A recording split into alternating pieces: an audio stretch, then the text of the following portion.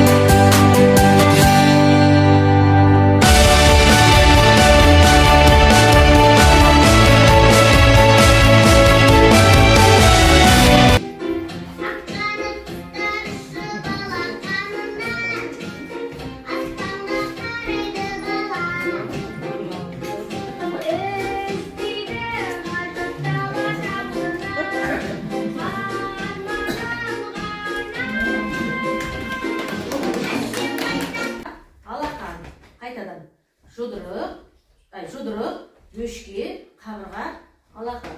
Жақсы қолымыз тұмсық, құлақ, тұмсық, құлақ. Келесі орындық. Алақанымызды ашамыз, жұдырығымызды түйеміз былай. Орындық, орындық, орындық, орындық. Үстел, үстел, үстел. Жақсы, тамаша орнымыз отыр. Балаларымыздың бойындағы жаман қылық, мінез, қасиеттің барлығы осы қоқыс шелек көшінде кетсін. Өмірлерінен қойылсын. Тек қана баламыз жақсы қасиетпен ғана. Ойларыңыз болса, пікір жаза беріңіздер. Бүгінгі сабақтан алған әсерлеріңіз.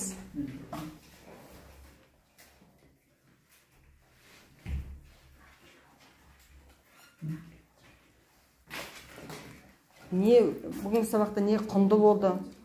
Қандай өзекті мәселе болды?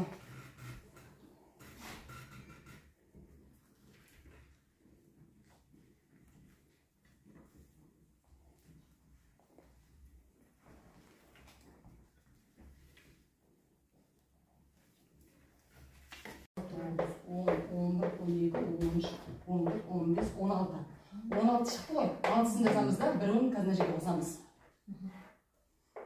1, 2, 3, 4, 5, 6, 7, 8, 9, 10, 11, 12, 13. 13'ün тағы үшін жазамыз да, мына бірді мына жаққа апарамыз. 1, 2, мен 3 қылам. Сонда 336. Алдындағы нелерін ондықтан былай. Екі сандалшы жақындай болса, алдында ондықтан келесі алдында. Келесі алдына.